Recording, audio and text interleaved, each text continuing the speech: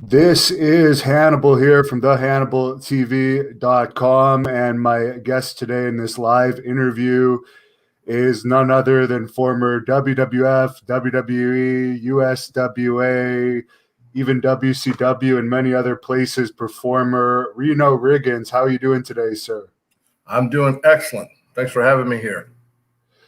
You have a little bit of a different look these days than the Reno Riggins character. Yeah. I look like I should be an accountant or something, don't I? Yeah. Yeah. Now, Father Time tends to take hold of us as we go through the years. And although I wished I was still young and spry and could do all the flips and jumps and all the things that I used to do. So, it is what it is, but I'm living the dream, still living life to the fullest. Now, you started wrestling, I think, somewhere around the late 80s. How did you get into the business?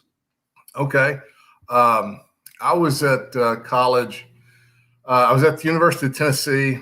I was a football walk-on there at UT and was just kind of lost in what I wanted to study and what I wanted to do and be. And like every, 18, 19, 20-year-old kid, you just don't have a clue of what you want to do. Although we were sitting around the dorm one day and a friend of mine had a magazine, and I think it said, it may have been a Sports Illustrated, I'm not for certain, but it said America's highest paid professional athlete, Hulk Hogan. And a buddy of mine threw the magazine at me, and he said, he says, I bet you could do this. Because, I grew up watching wrestling. I was always a fan of wrestling, but I never ever thought about entering the world of professional wrestling. But right then and there, I just kind of had that moment of, you know what? That's what I'm going to do. And so packed up the next day, left school in the middle of the semester, and I show up at home, and my parents were like, well, what are you doing here? And I said, well, I figured out what I'm going to do with my life. And they looked at me and like, well, what, you're going to be a dentist, a doctor, or a lawyer, an attorney? I said, nope, I'm going to join. I'm going to sign up to be a pro wrestler. And they both about had a heart attack, like any parents would. I've got an 18-year-old son who's a senior in high school right now, and that's what he wants to do. And I'm trying to, detour him from that lifestyle the best I can. But anywho, so my parents, although was very supportive after they got over the initial shock. And so then I went to the Nashville Fairgrounds Sports Arena where they had wrestling every Saturday night. And they would have, Tojo Yamamoto, Jerry Lawler, Dutch Mantel, Austin Idol, all these guys, Jim Cornette and the Midnight Express, all these guys were, in this area. And I went and talked with Miss Christine Jarrett, and she told me, she said, well, if you want to be a pro wrestler, you need to go see Tojo Yamamoto. He trains guys, and that's what he does. And so I went and talked to Tojo, and he wouldn't even engage in a conversation with me about being a pro wrestler. So I went out there for about the next 4 weeks. Every Saturday night, I'd meet him in the parking lot at his car, and I'm sure he thought I was a stalker. And finally, he says, okay, kid, if you want to be a pro wrestler, meet me here in the morning at 6 o'clock. That's when class starts. So I show up the next morning, and I'm gung-ho, ready to go. And to be honest, I was probably in the best shape of my life at that time. And in walks Sid Vicious. He was a student at the time, and I see that guy walking in, and I'm thinking, oh my goodness, I hope I don't have to touch that guy or get near that guy. That guy's a monster. And I almost started having second thoughts right then. But so Tojo gets all the students in the ring, and they're training and stuff. I'm standing outside, and he tells me to get a trash can and put it in all four corners of the arena. And then he says, run. And I says, well, how long do you want me to run? He says, well, why don't you just run till I get tired? Not meaning me, him, till he gets tired of watching me run the arena. And that's what I did. I ran and ran and ran, and I basically the whole time that they worked out. And it was probably one of the hardest things I ever did. And then so I'm thinking I'm going to get in the ring, And I don't, and he says, come back next week. So I'll come back the next week, same routine, run the arena the whole time. Come back the next week. And basically looking back, it's because the business was a lot different back then than it is today. Back then, they just didn't invite the whole public to come in and, hey, come on, be a part of what we're doing here. It was, let me run this guy off. But I was too thick-headed or, naive to the real world, didn't know that this guy was trying to run me off, and just boneheaded enough to stick around. So finally, after about 4 weeks, he said, okay, we're gonna get in the ring. And so that's really when my training started. And looking back on it, it was kind of almost like a Karate Kid, Mr. Miyagi type of situation. Because here he is telling me to do things, and I don't quite understand the full picture of it until later on down the road when it really helps. So boom, we get in the ring, and every week, we're getting after it and going after it. And finally, after a year, unlike, there's some guys now, I think they, for a couple of months, and all right, let's get in the ring, let's get going. And like I said, the business, it was a whole different world in the business back then than it is today in today's climate. So so for a year, he's trained me, and I still, after the end of all, and I know how to do every tickle and tackle and, this, that, and the other. But as far as knowing the business of professional wrestling and knowing the psychology of it, that came later, and that came on the job, So the first place I ever wrestled at was in Columbia, Tennessee. Down in Columbia, Tennessee, every year they have this big festival called Mule Day. And so I go down there, and it is a real big, nice festival. And so I go down, and the first promoter I ever worked for was legendary promoter Nick Goulas.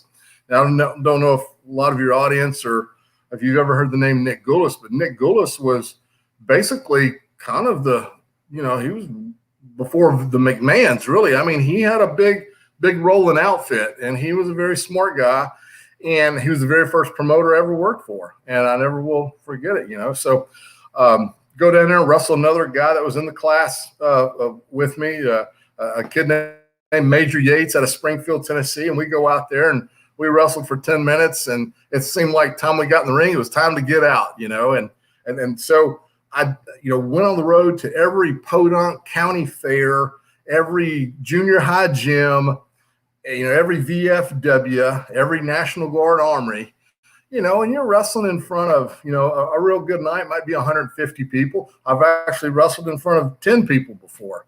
And so you're just, you're cutting your teeth, trying to find your way, where do I fit in all this, And so finally I knew that if I wanted to try to make a little money at this, I mean, I was having a good time, but I wanted to make some money, and so, and I knew in order for me to do that, and this was still in the era of where there were still territories. Memphis, you had the Geigels in Kansas City, you had the Grahams in Florida, you had the Von Erichs in Texas, and you had Don Owens up in Portland, Oregon. And so there was still smaller areas that a person like myself could go to and learn to get better and learn the business and learn, just the ropes. And so, so I went, but still there was plenty of work around here because I'm working a day job at the time I'm doing all this. And, and then if I had a couple of long shows on a weekend somewhere, I would, basically sleep in my car because you weren't making much money. You're gaining experience is what you're getting paid, experience. And so finally, I figure, I'm pretty decent. I was still at that time nowhere near, what I needed to be. But I thought, what, I'm decent enough. Maybe I can see if WWF just needs, some enhancement talent or just get on the payroll is what I'm looking at. And so, so the WWF, there was WWF back then. They come to Nashville to the Municipal Auditorium to have their big event. And I thought, you know what? When I leave work that afternoon, I'm going to put on a suit and tie, and I'm going to go down and I'm going to go talk to Vince McMahon and I'm going to get a job. And I kind of sold tricked my mind into thinking that has already happened, that this is what I'm going to do. And so I go down to the Municipal Auditorium. I've got my suit and tie on, and I've got a portfolio of all my pictures and whatnot, and I'm going to go get a job, right? And so, excuse me. So I go to the security door, and there's all the security, and they don't let me in. And I'm standing there, and they're going, "Can I help you?" I go, "Yeah, I'm here to talk to Vince McMahon. I got an appointment," which of course I don't. And they look at me and they go, "Take a hike, Spike." So I go back and I'm sitting in the car and just dejected. And so, let me grab me a water, please. So I'm standing there. I go back to my car and I'm sitting there and I'm thinking, man, it's just this is just not how I see it. And I'm not going to let, a security guy who's, really not a decision maker tell me what my dreams can and cannot be. So, so I go and there's this FedEx box sitting on the seat of the car. I grab it, and we had already opened it. We've got the contents out. It was something that was delivered to our business earlier that day. So I grabbed it and looked like, if I hold it this way, it looks like it's sealed. So I'll go to a different door.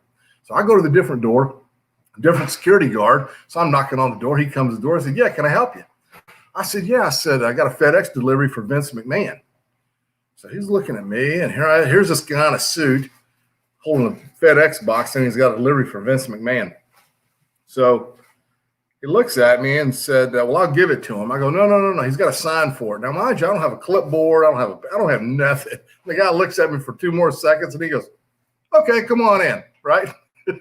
So I get in, ditch the box. Now I'm looking for Vince McMahon, and I'm standing there, and I'm kind of stargazing now because all these guys that I had seen on TV, I'm seeing them in person now, and I'm seeing them up close. Here, walking in, Andre the Giant. There goes Jake the Snake, and there goes Ravishing Rick Rude, and there goes Randy Savage, and there goes Hulk Hogan, there goes Greg Valentine, and these guys were walking by, and so I'm asking them as I go by. I go, "Hey, is Vince around?" And everybody kind of knew that I just didn't look like I fit, right? So this one guy comes up to me. He says, "Can I help you?" I says, "Yeah, I'm here to talk to somebody about getting a job here."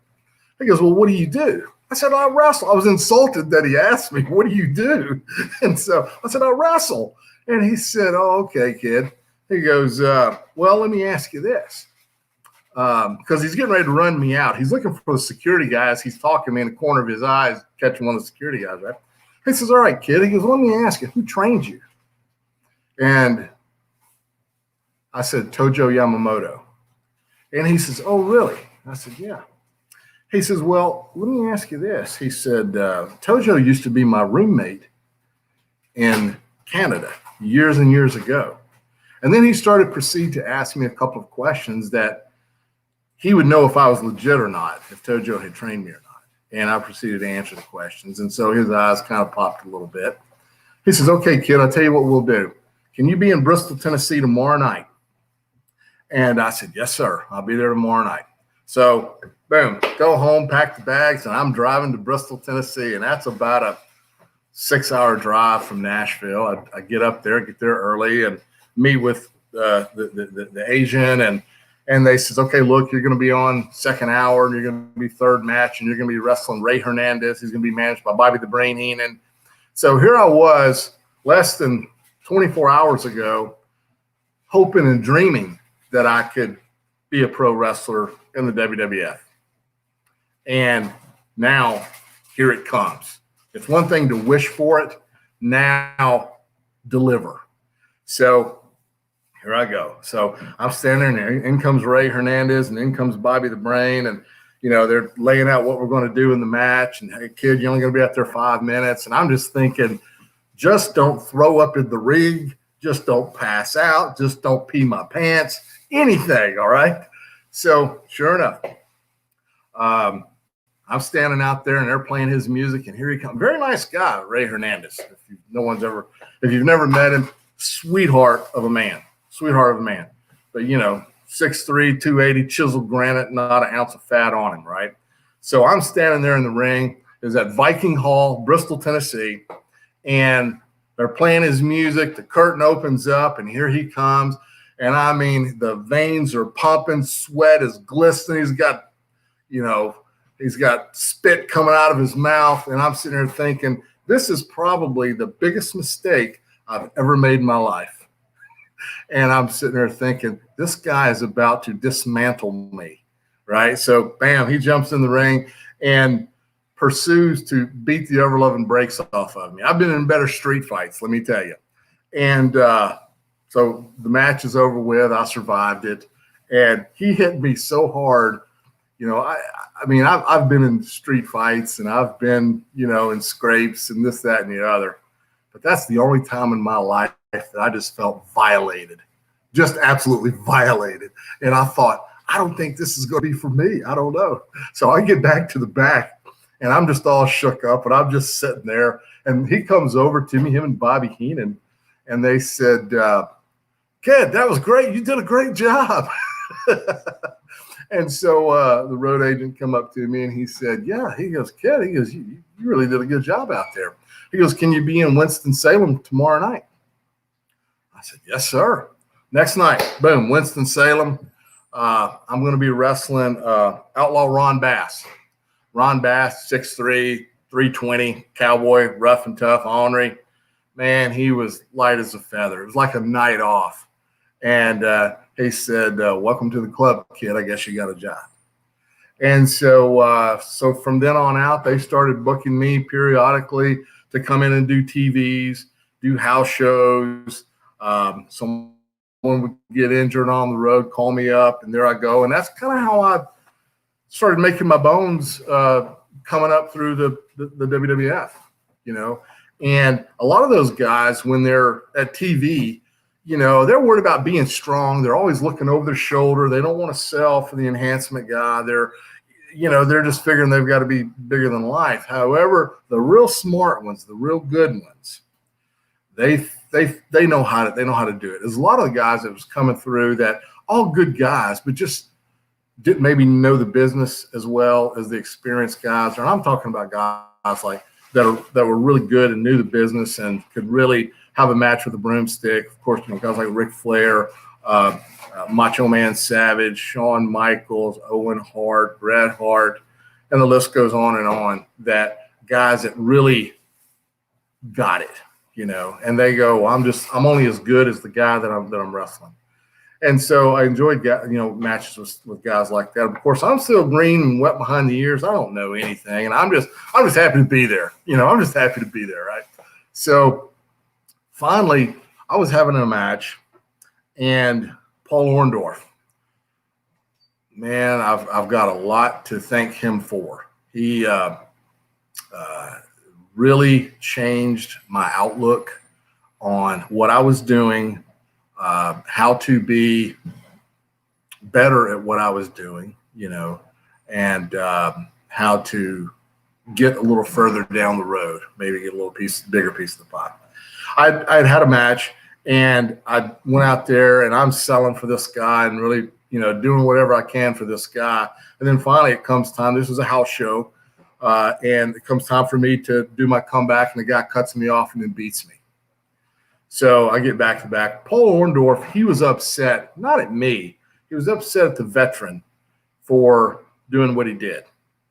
And so Paul pulls me off to the side. He goes, look, kid, he goes, I know what happened in the match, you can't be too happy about, which I wasn't, but I'm just, like I said, I'm just happy to be there.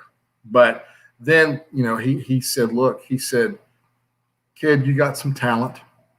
And he says, but you just got to learn a little bit more. But he says, listen to me.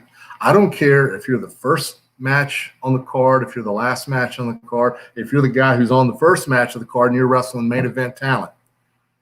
If you've busted your butt the whole entire match to sell for that guy, and it comes time for your comeback. I was a young, good-looking baby face back then. You can tell life has been hard, right? So he said, when it comes time for your comeback, you get that comeback and don't care who it is, right? He says, if it's Hulk Hogan, Andre the Giant, he goes, it doesn't matter. You've got to get your comeback in for the match to make sense and mean something. That was kind of like an epiphany right there. It's like you're driving down the road and all of a sudden that light what I got to do, regardless of who it is. You know, that's kind of the way the law is written. And so after that, I started having better matches with all the talent that they would put me with. I would, you know, have, of course, I was a good throwing weight, you know, for guys like Big John Studd or Earthquake or Typhoon or just the real big guys, Mabel, you know. And so I was a good throwing weight for guys like that. However, I loved it when I could have matches with Owen Hart, Shawn Michaels, Bret Hart,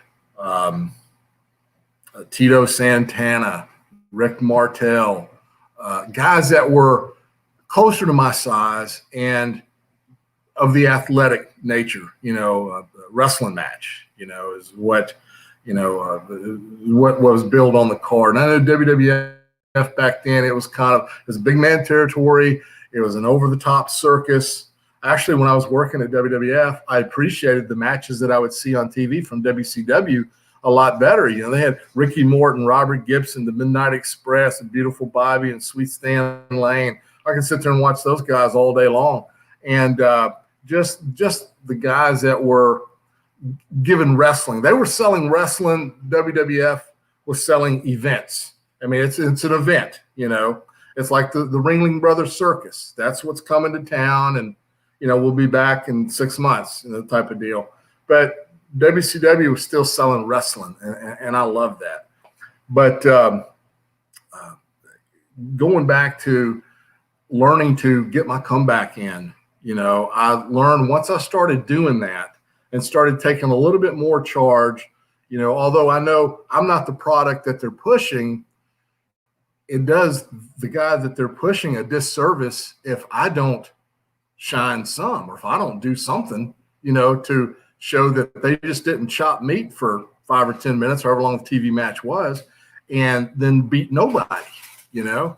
And so getting to a point to where I had left WWF and went to WCW for a short stint. And my very first day in there, a couple of the guys that were at WCW had seen me work on WWF TV and said, you know, went and told Jody Hamilton, who was the TV matchmaker at the time. For the younger folks out there that may not know who Jody Hamilton was, Google him, look him up, the assassin. So I go there, and I had seen him for years on TV, the assassin. But when I got there, of course, he's not wearing a hood or anything. You know, he's dressed normal man. And I hear his voice, and I'm thinking, what? I didn't know he was the assassin, because I'd never seen the assassin without his hood, right? And so I get there, and I'm hearing that voice, and I'm going, where do I know that voice from? Why does this guy sound so familiar? He was very nice, very, very cordial. And anyway, he says, kid, I hear you can work pretty good. He goes, we're going to put you with Flair, TV match. So imagine that you walk in the door first day, and, you know, I know what my role is, but we're going to put you with Flair. And at that time, you know, the only time I'd ever seen Flair was on TV. So when people say, well, you know, I'm not trying to be a mark, I'm not a mark, yeah, I'm a mark. You know, I always say the wrestlers are the biggest marks of everybody, because you're so much of a mark. You pursued this as a career. A fan, you know, they pay their money, they come watch, yell, scream, do what they want, and then they go back to their lives. This was our life, right? So anyway, I go in, and they take me back there, and Flair, you know, he gets there about 10 minutes after taping had started, and they take me back there and introduce me to him, and all right, sweetheart, we're going to give about 15 minutes, and I'll just call it out there in the ring. I hear you're a pretty good worker, and we'll just see. He goes, we'll have a great one, sweetheart. And that was all he said. And I promise you, he didn't come and say, okay, we'll start out. He called the whole thing in the ring. You know, I mean, I could have been a broomstick. It wouldn't have mattered. You know, he was that good in his prime, in his day. He was that good. He took a complete stranger. He'd never seen me wrestle. Somebody probably said, "Oh, this guy, you know, bum for you or whatever." But he was just that good, you know. And you know, like I said, I don't really follow the business these days much, and I don't follow how they set up their TV. I had heard that, you know, guys will sit back there for a few hours and go over every minute detail of a move for a 10-minute match. And, you know, Flair I just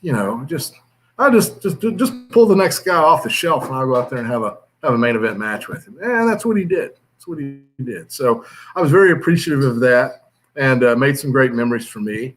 And every time that I had ever seen Ric Flair when I was at WCW or at WWF, he was always nothing but kind to me and respectful. And I tell you, one of the things that, of course, I felt like I was fortunate that I got to do a lot of things. I got to be in the ring with a lot of world-renowned talent. You know, some of the best wrestlers in the world, I can say that I was in the ring with them and performed with. And that's, I mean, just about from, you know, you figure late 80s all through the 90s, pretty much every big name I've been, you know, either on a card with or in the ring with. And one of the biggest, and I've been fortunate enough, I got to go, you know, overseas quite a few times, and probably to every major city in the United States a few times. But one of the accolades that I hold close and near and dear to my heart is the fact that when I was in a locker room and we're there to do TV, my job's enhancement talent. I mean, I know that. But, you know, I'm pushing, you know, I mean, everybody's got to get a break one day or another, right? But what I felt like I appreciated the most of anything that I ever did was when you have the respect of your peers, and you have your peers going to the television matchmaker where they're laying out TV. Hey, can you take Reno out of that match and put him with me for a cable match? We're going to go 12, 13 minutes. Can you do that? So when I had top, you know, Kurt Hennig did that on multiple occasions, which I just always thought the world of him, and enjoyed working, you know, with them. The Smoking Guns, you know, me and Barry Horowitz had I felt like some very good action-packed television matches with those guys. We had a 6-man tag once. It was Cowboys and Indians. It was the Smoking Guns and Tatanka against me, Horowitz, and Brooklyn Brawler. And, you know, if you, you know, look at that, I mean, it was an entertaining television match. I mean, it was a lot of moving and grooving and shaking and baking, and wasn't a whole lot of, you know, well, I like TV, you know, like their TV is today. They know, you know, if you're not moving and grooving, then they can, you know, a person sitting there watching, if they're not doing anything, turn the channel, you know. So television match, of course, different than a house show match, but having my peers request to work with me and having my peers request to work with me, that was probably the greatest, I guess, the greatest accolade, if that's what that is, to be bestowed, you know, upon me. I was actually talked to my friend Barry Horowitz this past Sunday. Barry lives in Tampa, and of course I'm here in Nashville, Tennessee, and we still stay in touch. We usually touch base, if not once a week, once every other week, once every 2 or 3 weeks. And he was talking to me about possibly, you know, he was a little upset that, you know, you got all these folks that are going into the WWE Hall of Fame and whatnot, and that they don't have. I'm not saying that you've got to put Barry Horowitz or Dwayne Gill. I don't know. Dwayne might be in there. I don't know. I don't, like I said, I don't follow it, but you take a guy who basically had a career as enhancement talent for the most part, I think there ought to be some type of recognition for those guys, because in this business, nobody beat nobody. You know, I mean, everybody goes and sees the movie Rocky. You know, of course, I'm dating myself. You know, but Apollo Creed. You know, great part of the movie. You know, somebody's got to be the job guy, and to recognize that, in their, where they're, this guy did this was Intercontinental Champion, this guy was World Champion, this guy was that champion. Yeah, it's showbiz. I mean, you got to give up. Even in the Academy Awards, Best Supporting Actor. And that's what enhancement talent is, the best support. Because without that guy, you don't have your champion, you don't have your tag champion, you don't have all that. And so, just to have a quick little moment of, hopefully somebody sees and hears this and says, you know what, that doggone Riggins might be halfway right. I don't know, but I think it should be discussed, and looked at as a possibility if that could possibly happen. Of course, I took my kids to a WWE event maybe about a year ago, and I was very entertained. All the matches were off the chain; they were all great, and really enjoyed the event. I never ever got used to calling it a show. I always referred to it as an event. When Muhammad Ali fought Joe Frazier, although it's entertainment, they didn't refer to it as a show. It's an event. You got to be there. The show, I'll catch the show next week. But the event, you got to be there for the event. So I just, I never referred to it as a show, just the event. But I took my kids there. They were highly entertained. I was entertained, and it was the first time since I'd gotten into the world of wrestling back in 1987 when I sat back for the first time. I did not personally know one person on the card. I didn't know a referee. I didn't know the announcer. I didn't know any of the wrestlers personally. Now, my kids tell me who they are and stuff, but I didn't know anybody personally, and I was thoroughly entertained. I thought they had a very successful event. So that's just my pet peeve right there. Any questions for me? I know I've been rambling here for you. I'm sorry, just to keep running. No, you actually hold the record, so congratulations. You gave the longest first answer in history of any interview I've given. Well, I don't do a lot of these, so. Well, you have a lot of fan questions, but you mentioned like Ric Flair would have been one of the easier guys you worked with. Who were some of the harder ones? Because we know some wrestlers like the Steiners and Sid and Vader sometimes weren't the most best opponents to have if you're doing enhancement work. Sure. Like I said, I always liked wrestling the guys that wanted to wrestle, or like I said, more my style, more what I would refer to as athletic. And so I always enjoyed, wrestling those types of guys. However, I thought too, if I really want to be a complete wrestler, if I really want to be a complete, can do it all kind of guy, then I've got to figure out a way to have the matches with Mabel and Earthquake which those guys were sweethearts to work with. Anything that I suggested or said, hey, can we do this? Can we do that?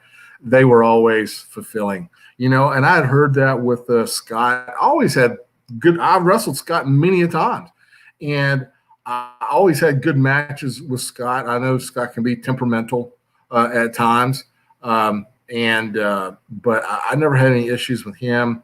I never really, there were some that I was like, this is going to be a little bit bigger challenge, but I never really got in the ring with those bigger companies with anybody that I just thought, I don't know about this guy right here. I always kind of came in upbeat and kind of laid out what I thought would help help the match. And, and so, I mean, not that every idea got, yeah, let's do that. Or, I had some, look at you like you're, trying to take their job because they're paranoid. And I always kind of got the more backlash from guys that were middle of the card.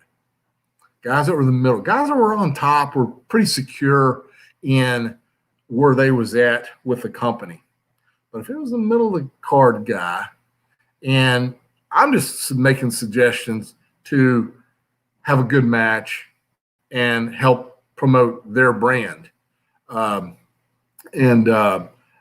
Some guys look at you like, oh, you're trying to take my job, because they get paranoid. I'm telling you, they get on the road and, you got guys like Kurt Hennig, locking up your luggage or putting it in a taxi when you're not looking or something, just silly stuff, And, as far as like, I think maybe once I wrestled Rick Rude.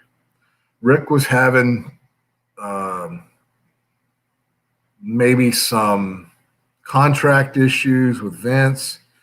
And unfortunately, he had maybe just come out of meeting with Vince and it didn't maybe go the way that he had hoped. And we had a match. And I mean, he was very stiff, and Rick, afterwards we were fine, but it was one of those situations to where if I don't defend myself, this is going to get ugly, and so I defended myself a little bit. And then he eased up, and we got to the back and talked. Because I mean, hey, I'm not Rick Rude, tough guy. I mean, legit tough guy, right? And I'm not trying to pick a fight with him. I mean, hey, I don't want that. But as a man, you still got to defend yourself. And so yeah, defended myself in the match and came back and talked about it. And he was still kind of hot a little bit, but once we talked about it a little bit and got to reasoning, yeah, you're right. And after that, man, we had some, I never was like, well, I'm not going to work with that guy. Same thing happened with the Nasty Boys. Had a match with those guys, and we had worked previously, and we had some really good matches with whoever they would put me with at the time. And I liked those guys. I mean, they're a couple cut ups and carry on, they're a couple characters, and so, and then one night, like I said, it probably was something that was stemming from something else and got in the match and got a little reckless. And for a second, we talked about it a little bit and all right, hey, move on. And I don't think they even thought twice about it, and then after the match and we, hey, yeah, they were, yeah, you're right. Okay.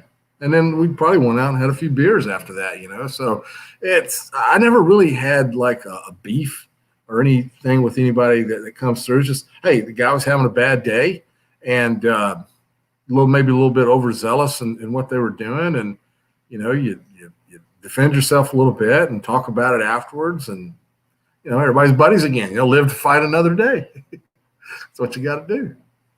Were you ever in there with the Ultimate Warrior? Yes, I was. I didn't have, of course, I didn't have an actual match with the Ultimate Warrior. This was to start off the Ultimate Warrior, I think, Earthquake angle. I was in there wrestling Dino Bravo, and Dino, I'm wrestling Dino, worked with him many times, always had good matches with Dino. He was very, very good to work with, very, take care of you. And so they wanted him to beat me and then pick me up, and his finish was a sidewalk slam. So they wanted him to beat me, pick me up, do it again. And then after he does it, no, actually, I don't think he beats me. I think he was supposed to do it and then pull me up by the hair. Pulls me up by, that's what it was. So he didn't beat, he does a sidewalk slam, 1, 2, pulls me up by the hair, does it again. And actually they had to edit because after I think the third one, Warriors was supposed to come running down the aisle to save the day. And I think he missed his cue because it seemed like Dino slammed me about 5 or 6 times and he's in the ring cussing, where in the hell is he at? What's going on? and he's looking over, I think Jimmy Hart and whatnot. And so finally Warrior comes running to the ring, and Dino was pissed, because he was apologizing as he's dropping me. Reno, I'm so sorry. Reno, I'm so sorry. And so Warrior comes in the ring, but I see Warrior, come in, and I worked out with him one time, and about, he was a great workout partner. It was just me and him in the gym, and, he worked out with me, and I thought, hey, building a little bit of a rapport here besides just, two ships passing, hello, how you doing, and moving on, or just waving, but every time after that, he would just, he would nod at you, or, but it was like, hey, Reno, what's going on? How's the, what's happening with you? Nothing like that. Crazy. There was a fan on here that wanted to know what your experience was like wrestling over in Saudi Arabia in the early 2000s. It's known as being a little bit of a crazy place in many ways as far as about being behind in the times. Well, I tell you what, Saudi Arabia, actually, that's where me and my former tag partner, Steven, he wrestled Stephen Dunn, well done, in the WWE. Steve Dahl is his shoot name. He wrestled with Steve Dahl in Portland for Don Owens up there. But when he and I were teaming, he was Stephen Dunn. And we was teaming up, and we wrestled the Rock and Roll Express. And 2000, they were the NWA World Tag Team Champions. And so I can legitimately say that me and my former partner, Stephen Dunn, we were the NWA World Champions. So isn't that funny, how one day you're enhancement talent, the next day you're a world champion. Now, a lot of people may not know this either about Randy Savage, but Randy Savage was enhancement talent at NWA TV years and years ago when he was first getting started. So, everybody starts out, you got to crawl before you can walk, Not everybody starts out with a career like Goldberg. But getting back to Saudi Arabia, we were doing a USO tour for a company out of the Carolinas called World Wrestling Association, or World Wrestling Alliance, WWA, and ran by a man named Slim Balcom. And we actually had a really good card. We had the Rock and Roll Express. We had Sergeant Craig Pittman. We had the Bushwhackers was there. We had Jimmy Golden. I just went blank. Well, it's been 21 years ago, I guess. But it was a really good card. A lot of great guys. We had a lot of fun. We were doing a USO tour, so we were on military bases when we was there. So they just wasn't letting us out gallivanting and run about the city. But it's funny that you ask, okay, about Saudi Arabia. I'll tell you a little sidebar story here. So I'm on the plane with Luke and Butch, Bushwhackers, and they are handing us a piece of paper as we're getting ready to land in about 30 minutes. They hand you a piece of paper, and it's kind of the do's and don'ts of Saudi Arabia.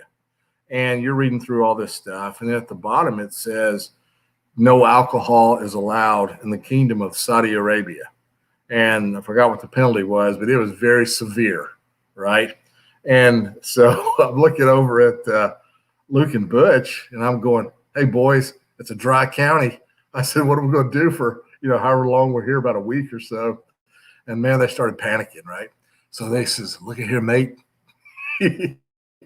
They go, we're going to distract the stewardess.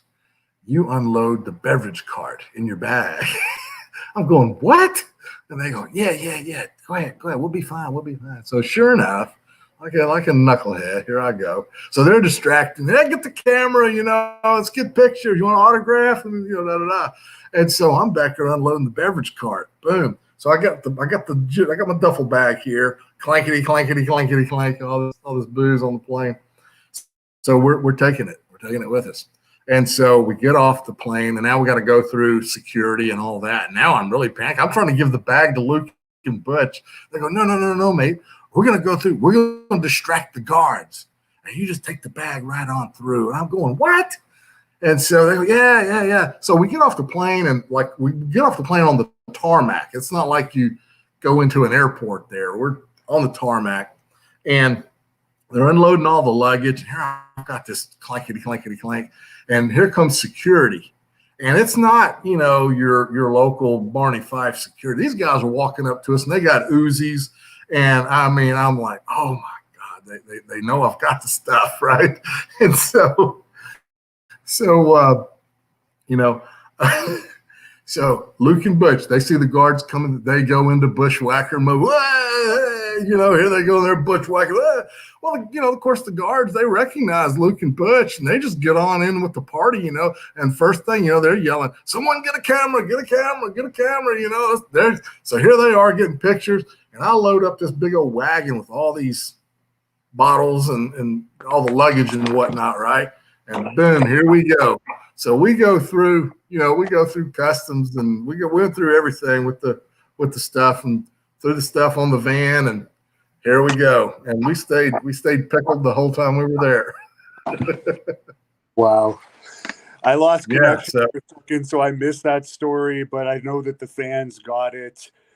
Someone earlier was asking about Doink the Clown. Did you ever have to play Doink the Clown or wrestle against him? I think once I dressed up as Doink, but I think I was one of the extra Doinks. It was, it was, now I wrestled Doink quite a few times, but and I think I maybe, when they were maybe in transition, maybe once or twice, and, it kind of, I think they settled on Ray Apollo. I think he ended up being the second Doink, or when they released Matt. But I traveled with Matt Bourne too. There were some stories there too. He was a wild card. We were coming.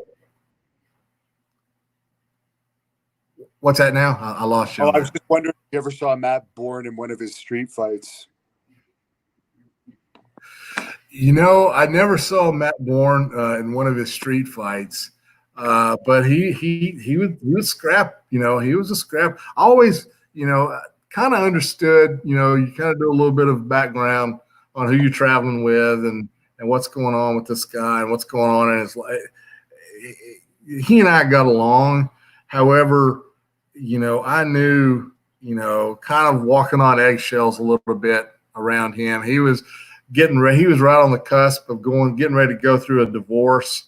And I knew, okay, well, I need to start traveling with somebody else now, But we were in Newark, and we were going to Madison Square Garden, and I think we're going through the Lincoln Tunnel.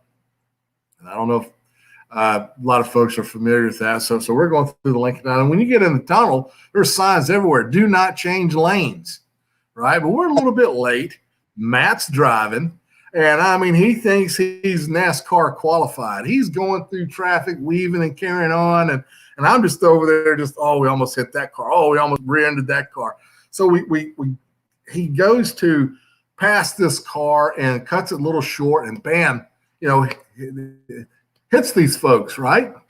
And so we're still going through the tunnel, and they speed up, and they're looking over, and the guy, he's all, he's mad. He's got his family in the car with him, and he's mad and whatnot. And Matt said, pull over when we get through the tunnel. He says, roll the window down. I'm going to tell this guy to pull it. So let me do the right thing.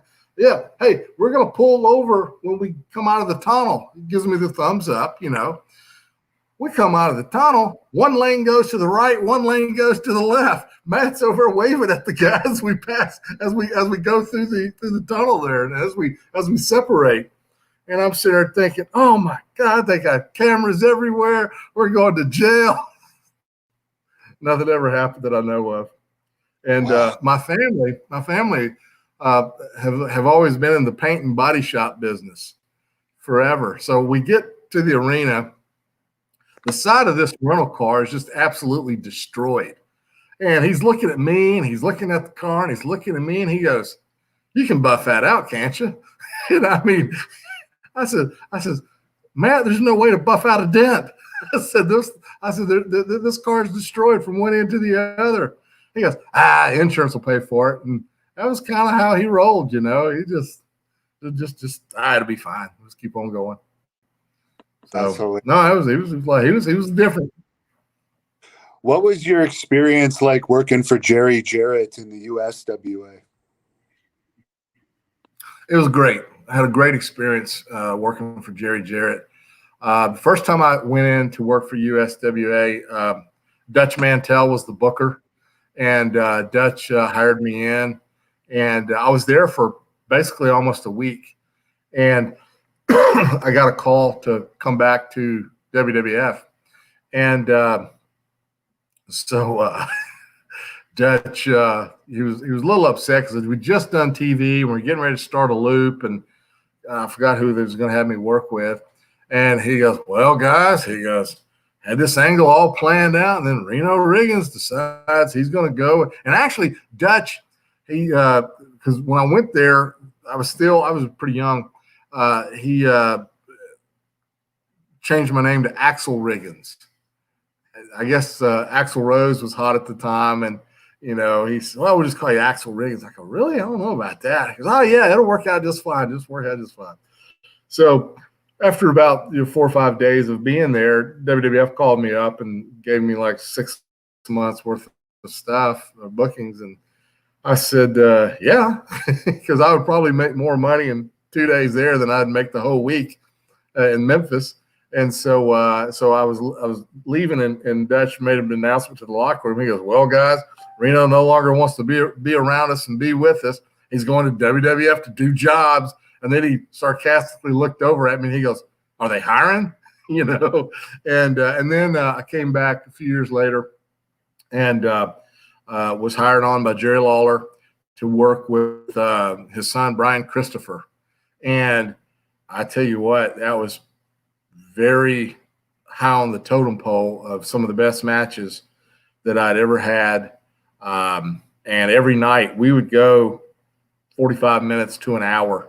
I mean, we were a couple of younger guys on the card, and we would put the time in, and it was an absolute pleasure every night working with Brian, because he was highly motivated, and I was highly motivated. And so you take two guys that, you know, possibly have a little bit of talent and highly motivated with something to prove. You know, I was trying to outdo him and he was trying to outdo me, but in the end, we knew if we do this, what we're doing, the match will be the benefactor of what we're trying to do. And so we did every night. And it wasn't like, "Hey, Brian, I'm really going to try to bring it tonight." It was just kind of an unsaid, "Okay, I'm not, you know, I'm going to push me to the limit tonight, you know, because I'm going to push you to the limit." And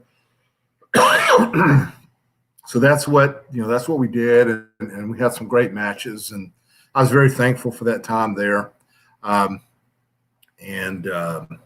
You know, Brian Christopher, he in the ring, and it was one of the things too where outside the ring, Brian and I really never talked much.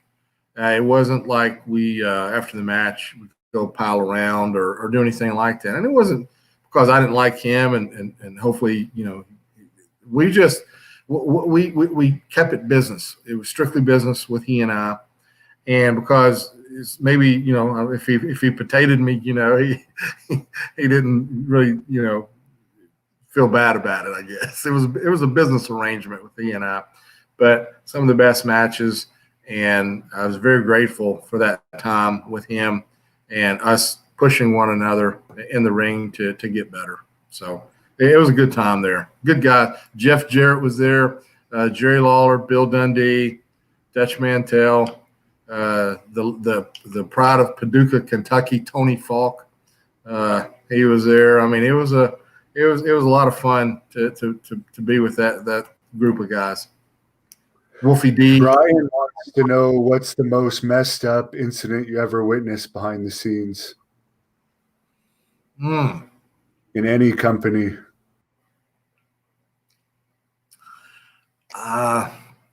Reno Riggins not getting a push, the WWE during the mid 90s and the late 90s.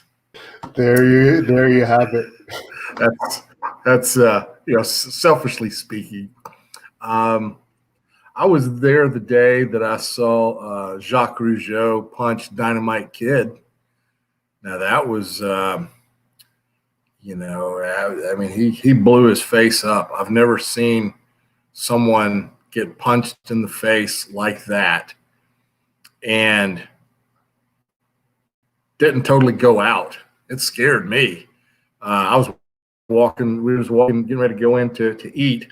It was at television taping, and I can't remember what city. I want to say maybe somewhere in Ohio, maybe Dayton or something like that. I'm probably wrong on that, but I'm walking around because after a while, all the buildings start to look alike. But I'm walking around the corner, and I see something. I see Jock and Raymond kind of looking kind of peculiar. And Dynamite comes out, and right about that time, I was getting ready to say hi, and bam. I mean, he knocked the soup right out of him. And, I mean, when he hit his face, blood exploded. And the thing about it, too, is Dynamite never went down. He wobbled. He was shook. And he's trying to leg dive him, and they're wrestling around and whatnot. They finally got separated. And that was, that's kind of set me back a little bit. And, I was just walking into a situation like that I didn't like. I never really liked to see the boys fight each other. But there's not to say that there wasn't reasons why sometimes that needed to be done, but it just, I just never liked to see the boys fight amongst each other. I was hoping that, sometimes they could work things out. Did you ever wrestle Dynamite? Speaking of him, I never wrestled Dynamite. I wrestled Davey Boy quite a bit and had good matches with Davey. He was a pleasure. To work with. And it was, like I said, it was one of the things that makes my heart swell up is when guys like Davey Boy would go and, request to work with me. That made me feel good. They go, well, okay, I'm on the card and I'm wrestling this guy right here, or the guy over there, and I'm probably going to have this type of a match. Or, hey, let's see who Reno's working with, and maybe I can work with him, and we can have a pretty good TV match. Because, guys, although they wrestle, night in and night out, but okay, I'm going to get to wrestle somebody different tonight. One, I want to wrestle somebody that's not accidentally going to hurt me. One that I'm going to have a good match with, because you get out there and you have a stinkeroonie, well, heck, that might be the, you have 2 or 3 stinkeroonies in a row, and then they're priming you for a big pay-per-view, and next thing you know, you're, in the middle of Podunk, Indiana, curtain jerking, and they've forgotten about all the great plans that they had for you. So I always enjoyed working with Dynamite, 1, 2, 3 Kid. Good matches with him. I had a good match with Tatanka on Monday Night Raw one night. I tell you, there was a lot of electricity when we first started doing Monday Night Raw at the Manhattan Center there in New York City. And at the Manhattan Center, it wasn't a very big venue, but the people were like right up on top of you.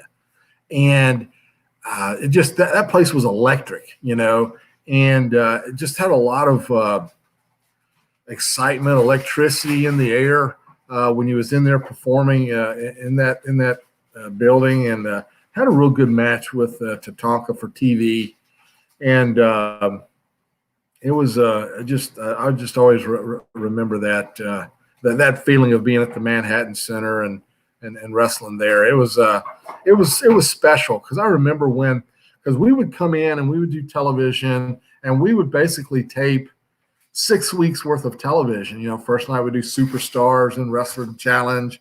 or vice versa. And each night you're taping 3 shows. And by the end of the night, you know, if you're a fan, you sit there and watched a legitimate 36 matches. And Hulk, and of course they're going to keep Hulk Hogan around at the very end to keep the people there, you know.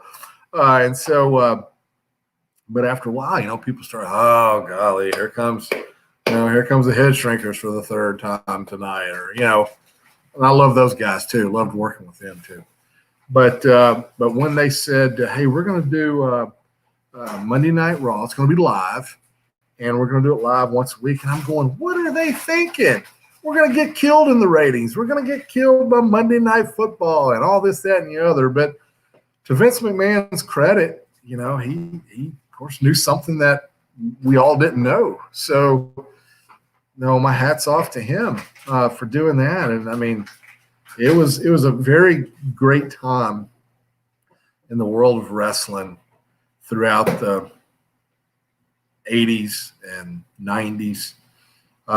It was special. I mean, I was telling my wife who was talking the other day about just you know, wrestling or life in general. We was talking about wrestling. I said one of the things that always really made me have the hair stand up on the back of my neck was when I was at the Philadelphia Spectrum. I'd wrestled earlier that night. Wrestled Virgil, and wrestled Virgil earlier that night. I'm waiting for the referee. I think Joey Morella was the referee at the time, and the main event was Undertaker and Yokozuna.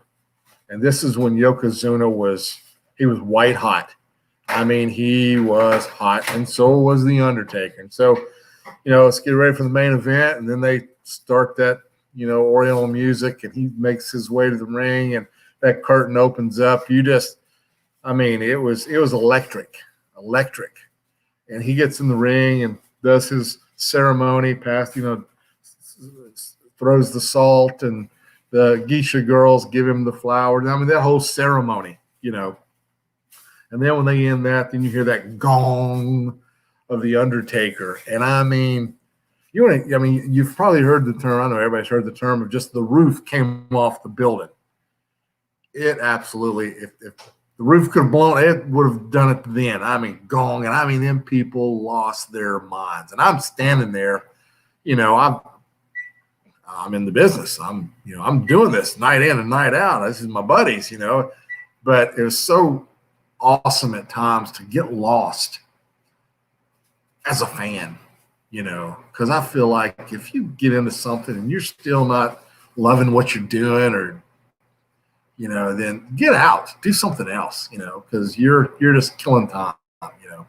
But man, it was so special, so electric to be a part of that and hear that. And, you know, it was I don't have the words. It was simply awesome. Simply awesome. Jefferson E. White wants to know if you were there for the Ron Shaw, David Sammartino debacle in Philly, which I don't even know what that is.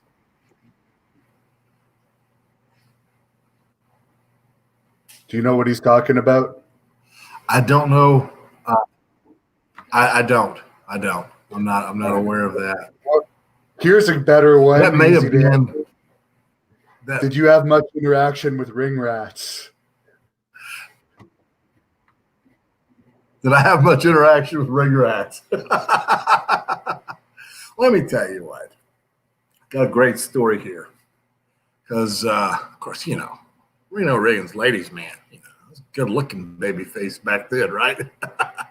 So I was wrestling in Greenwood, Mississippi once, and me and my partner Stephen Dunn at the time, we said, hey, let's take our wives with us to Tunica, Mississippi. They've got casino and whatnot. I said, let's go down there a day early, and we'll, you know, play some blackjack and roulette and craps and just have a good time, you know, make it a little bit more of just a casual trip. And then, you know, we'll go and do the show in Greenwood and you know, come back to Nashville. And so we get there and there's these two young ladies that large, ladies, and they're struggling, with their Mary Kay cosmetics, and but they show like 2 hours early to see. My wife, she looks over at me and she says, "Yep, you're still pulling it, aren't you?" So, yeah, I mean, of course, when I was, in the business and a single man, and I used to say you don't like to stop and socialize with the ladies. That's respectable. That's always nice. If there's a pretty lady, there, you want to, buy her a drink, get to know her name, talk a little bit. That was part of it, back then. But I tell you though, one of the things that kind of, as far as like, after a while, it doesn't become that big of a deal, and you start, changing who you are as a person, and look for more in life. And so, it was a good time. It was a good time back then. I'll just leave it at that. Ibzan wants to know, what was Andre like? Did you have much interaction with him? Yes. Of course, I'm wet behind the ears and green as grass and all that stuff. And I saw guys, of course, to see Andre. And first time I saw him was, like I said, I was in Nashville, Tennessee, and I was trying to, get some bookings from WWF at the time. And he come walking in, and it was I'd seen him as a kid, or a little younger, and just blew me away. But now I'm a grown man, and I see him walking in, and I really could realize and appreciate his size. And I've seen basketball players that, 7 foot and 7'2", and they're long and lanky, long arms, long legs. But he was proportionate. He was like you took a regular guy, 5'10", 200-pound guy, and took him up to 7'4" and 500 pounds. I mean, it was wild. And sweetheart of a guy. I really thought a lot of him, and he was always very nice and respectful to me. He called everybody boss, and I'm looking at that. I'm going, man, I'm just hanging on by the, by my fingernails, and you're everything in the world of pro wrestling, but he didn't care, if he liked you, then he liked you. If he didn't like you, you knew that too, And so one night, how I kind of got over with him a little bit was he had everybody's heard the legendary stories about how much he could drink. And so I'm on the card. This is a house show, and he's main event. And I've already wrestled, I'm first match, I'm in and out, then went and showered, and I'm traveling with one of the referees. And so he's not going to be done until after the main event. So I'm just hanging out, And he said, asked me if I was done. I said, yeah. He said, would you mind going and picking me up some things to drink? I said, well, sure. Calls my number. Yeah, I'm going to come help out, And so he wanted a case of beer. He wanted like 2/5 of Jack Daniels, and he wanted this particular type of wine. And I'm not a wine connoisseur or drinker or anything like that, So I don't know one bottle from the next. But I said, so Tim wrote it down, what he wanted. He told Tim what he wanted. He wrote it down. He says, okay, and he gave me $300 or $400 to go get the drinks, right? So I take off and I go to the liquor store, and I said, okay, I'm going to need to get a case of beer. I'm going to need 2/5. And I handed the guy, I says, do you guys have this wine right here? And the guy looks at it. And he says, what? I said, oh, this for a friend of mine, and he said, do you have this right here? He said, man, you can't get this at any liquor store. He goes, you got to go to a wine broker or, something like that. I go, well, man, I said, let me tell you, I said, this is for Andre the Giant. And I said, if I come back empty-handed, it's not going to turn out very well. I'm starting to panic now, right?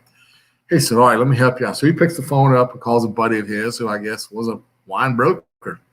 And he said, do you have such and such, And the guy says, yeah, I can. He goes, run it over here right now, So the guy runs it over there to me, and I pay the guy for it and pay for the beer and the liquor, and boom, I load up, and here I go. I'm going back to the building, right? So still I ain't got to the main event yet. I'm probably there about mid-card now. So I go in, and actually the guy at the liquor store smartened me up.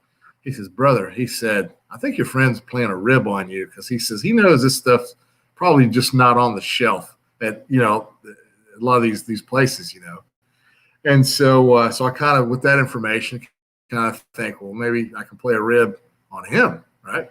So I get back, and I bring in the beer, and I bring in the fifths of Jack Daniels, but I leave the wine in my bag just right outside the door. And I said, seems to be a trouble with that wine. No one's got it. And he asked me, did you go to more than one place? Which I fibbed. I said, well, I went to a couple places, and they said they didn't have it. And so, boy, he threw a fit. Boy, what? He's just, So it scared me. So I go running out the door, and I grab it, and I come running back in with it, And I go, here. And he saw that I had it. After that, I was in good standing with Andre the Giant. So he was always so very nice. And like if we were somewhere and I would ask him if he had a moment to take a picture with someone or something like that, he would stop what he was doing and he would accommodate me. And, I've got nothing but great things to say. And I was in a battle royal, I think once, and he was in the battle royal. And actually the second night that I was working for WWF, my best friend in the world, Chip Carroll, rode with me to Bristol. He saw me get just mutilated by Hercules. And then the next night they asked me, they said, is your friend smart? And I go, I guess. I barely even knew what smart in the business was back then too.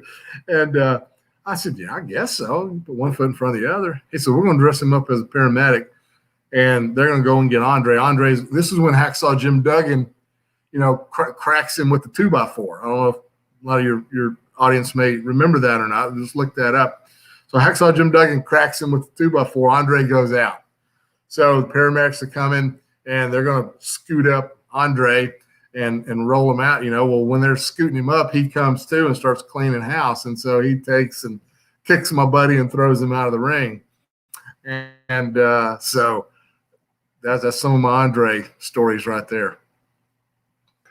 Dan Masters, the ring announcer from PCW Ultra, has been spamming you a little bit here. Do you remember him? Do you know Dan Masters? Who is it now? Dan Masters. He's a ring announcer. Yeah. He wants you to put him over. Yeah, Dan's a good guy. Okay, all right, yeah. Dan is a very good ring announcer. He's there on time and very professional. Yeah, so if anybody's out there looking to hire a ring announcer, I would highly recommend Dan Masters. I agree. He's a great guy. Dan's a good guy.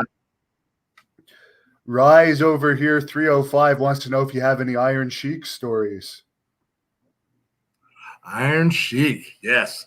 So sometimes I would get called upon to work with the Iron Sheik in house show matches.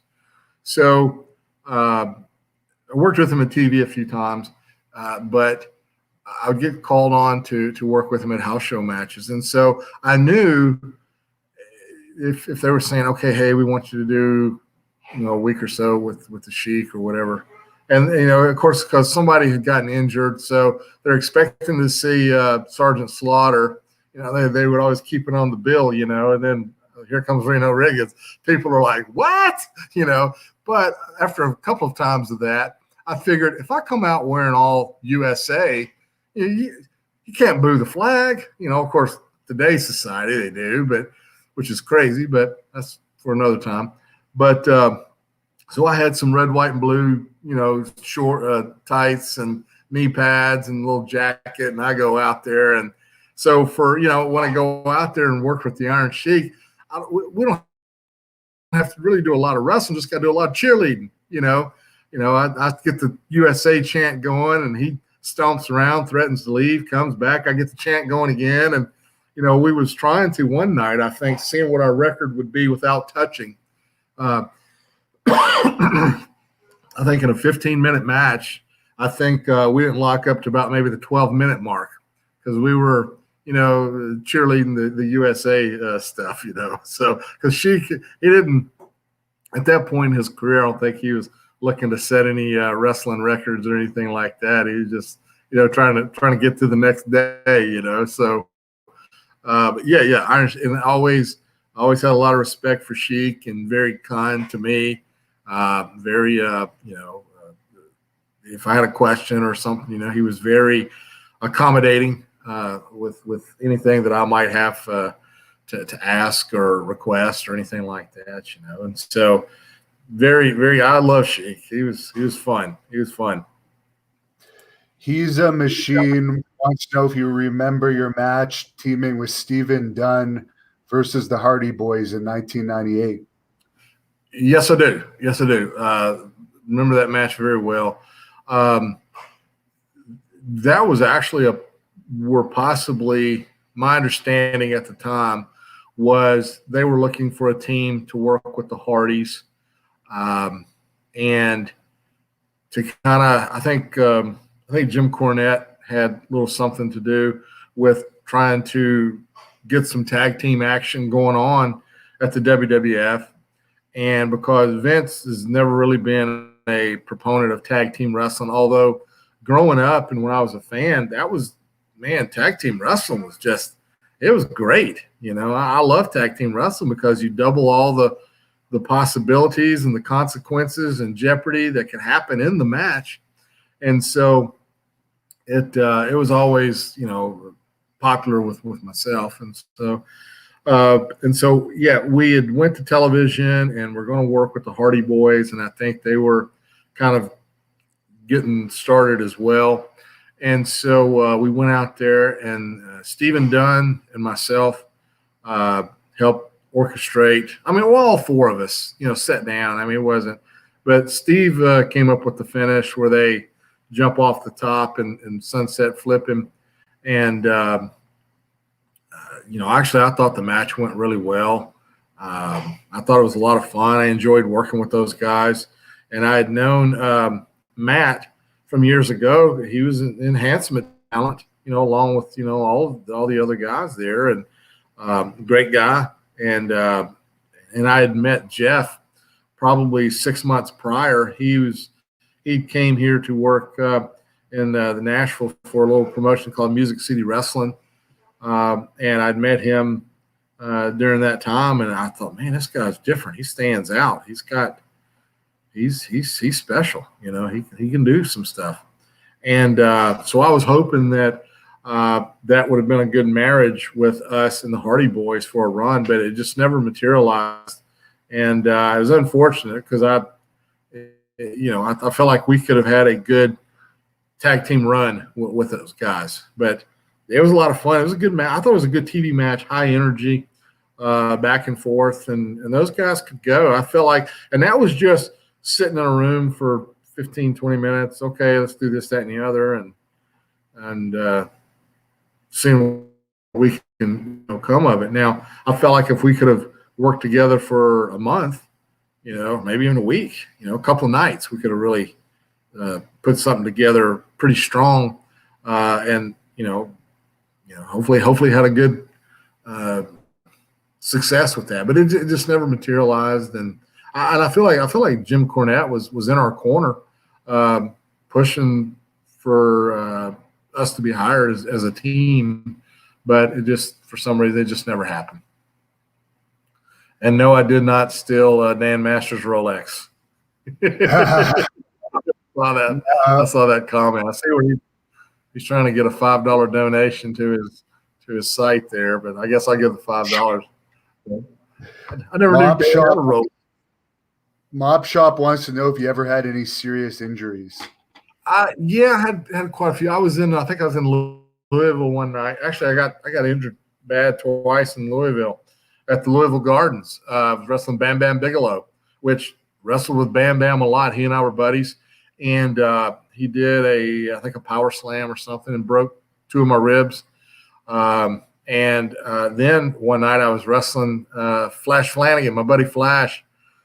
Golly, what a talent that guy is! I could do another hour just talking about how great Flash he actually commented earlier, by the way, just to give him a shout out. He commented earlier.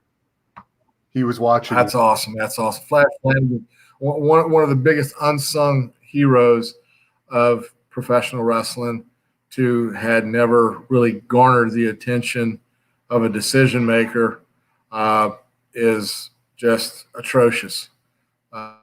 He do anything, lives it, breathes it. This is his life, and a great guy to go along with it.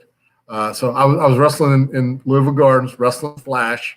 My partner Steve was on the floor. He was like my manager that night, and so Flash and I was really going at it. We was having a really good match. I remember that part of it. And then I thought, well, you know what? For some reason, I grabbed a chair. I had Flash down. I grabbed a chair, put it in the center ring, threw him in the turnbuckle. Now I'm at the other turnbuckle. I'm going to run and jump off this. I'm going to run across the ring, then jump on this chair and jump across, just take to elevate me higher, and drop kick Flash while he's in the corner. Well, I did that, and my momentum kept going, and my head starts going down. Well, when I did, Flash, he's long-legged. His knee came up and hit me in the side of the head. Knocked me out colder than a cucumber, right? I'm laying there. Flash is down selling. I'm down selling. And Steve is looking at we're down for longer than a 10 count. He had to, I think, break the 10 count so we don't get counted out there. And he said, so Steve said, I knew you was in trouble when you looked over at me like you was in love with me. So I sit there, and so he had to jump in and get us DQ'd and hits Flash with the chair. So he brings me to the back, and I have no idea where I'm at. I mean, I am flat out. I'm looking around, and I go up to Ricky Morton, I think, and Ricky, when did you get here? And I had been playing cards and whatnot in the back with those guys earlier that night, and I had already said hello to Doug Gilbert and all these different folks that are on the card. And I'm going up to him, Doug, I haven't seen you in a long time. How you doing? So Steve is really starting to get a little worried about me now. So he said, I'm going to take you to the hospital just to get checked out. I said, all right, yeah, let's go do that. So he takes me to a children's hospital of all places. And it was they didn't have an emergency room or anything like that, but the nurse there said, look, we're driving back to Nashville. He says, what should I do? She says, whatever you do, don't let him go to sleep, and just keep him engaged in conversation. So, but I do believe he's had a concussion. So we get in the car and we're driving back to Nashville, and we would start talking, and then all of a sudden I'd say, well, hey, how'd the match go tonight? And he says, well, you got knocked out. I said, what? No, I don't remember that, And I said, me and Flash had a great match tonight.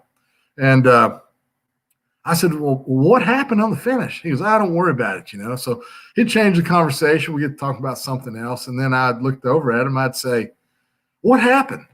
How'd the match go? So I keep repeating myself just constantly. So finally, after about 50 miles of this, Steve looks over at me. He says, hey, I got an idea. Why don't you just lay back, shut your eyes, and go to sleep for the next 3 hours? So that's what I did. So that's a pretty good partner right there. But, yeah, Flash Flanagan knocked me out in the Louisville Gardens. And I could have got knocked out. There's a promoter from Ireland on here. Sorry, there's a bit of a connection issue. Wants to know your interactions with Kid Cash. Do you know Kid Cash? Yeah. Kid Cash worked for me. I had a small promotion here in Nashville called SAW, Showtime All Star Wrestling was the name of the product, and Cash worked for us. I was I guess the GM of the company, and Cash was our champion for a while, and we actually, I guess probably the last match I ever had may have been around 2011, 12, somewhere in that ballpark. And really, the only reason that I decided to do that is that my kids weren't born until after I'd gotten out of the wrestling business, so they never ever got to see me wrestle live. And so they would might pull out a tape or something every now and then, or look me up on YouTube or something like that, but they never got to see me live. And so I thought it would be fun to have somewhat of a match live, and they could actually see their dad do what he used to do. And Kid Cash was gracious enough to have the match with me, and got a great relationship with Cash. He like I said, he was always a pleasure to work with, and we bounced good ideas off one another, and I always had a good time, being around him and cracking up. It's, the rest, I mean, it's just, imagine this, you get to go do a job, and for the most part, which the way I was, every day I got to go have fun with my friends. And the whole time I was in the wrestling business, I never felt like I was working hard. It was fun, I mean, what other job or career can you go do? And the way I looked at it from back then, where people every night at 7 o'clock or 8 o'clock have, 200 people to 20,000 people cheering your name or booing your name or reacting to what you're doing, and the adrenaline that you get from that on a nightly basis. I tell folks, I says, there's not a drug on this planet or alcohol or anything that replaces that adrenaline rush that you get the moment you go out that curtain. And, I like, one night I was wrestling and legitimately in front of 10 people. And the next night I'm wrestling in Madison Square Garden. But still, you still get that adrenaline rush, although you're just wrestling in front of 10 people. You get a lot more of it when you're wrestling in front of a sold out Madison Square Garden. But there's not too many jobs where you can show up to work and get that type of excitement, daily. And one of the reasons I think that we lost a few of our buddies, through the years with drugs and alcohol, when they've kind of been in the fourth quarter of their career or after their careers, that they were still looking for getting that rush, and finding out that there's, it's not out there, and so it's hard, for some folks to make that transition, to make that adjustment. I was pretty fortunate, I have real good family base and a good support group around me. So, every day, even after I left, did I miss wrestling? Yeah, I missed wrestling. Yeah, it's fun. Missed it, like everything. My wife always told me, she said, well, I know you have a mistress. And I'm looking at her kind of funny. She goes, I know you have a mistress, but it's not another female. It's professional wrestling. And she's about right on that at times, but not all the time. Pulverizer wants to know, what do you think about the Brooklyn Brawler, and what's your opinion on the rumors about the Brawler and Pat Patterson? I'm just curious myself. Okay, reading this question here from Pulverizer A. What attributes does he think the Brooklyn Brawler had that he got a push over himself? I don't know. I like Steve Lombardi. but I don't think he's my friend, and I'll say this, but I don't think he was more talented than I was. Just maybe he was at the right place at the right time. And that's, that happens a lot. There was a lot of guys that got hired that, I could name, I named one earlier, Flash Flanagan. I can name you probably 3 dozen guys in WWE or WWF that was there during the time that I was there that possibly was not as talented as Flash Flanagan. I'll give you another example, Wolfie D. He was part of the team PG-13 and was there for a brief cup of coffee, I think, at the WWF, but he never really got to show what he could do. He did it at Impact. TNA Wrestling and Impact, he got to show his wares a bit. And but some of the best matches that, like I said, I ever had was with Flash Flanagan, is with Wolfie D. Those 2 guys, everybody talks about what a great talent Bret Hart, was.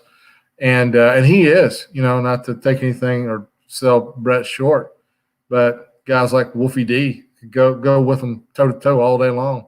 Shawn Michaels. Some of the names that I'm talking are some of the best wrestlers that were ever in the ring. Flash Flanagan, Wolfie D, go toe-to-toe with any of those guys, And there's so many other guys that I'm sure I'm leaving out and forgetting that, as far as on the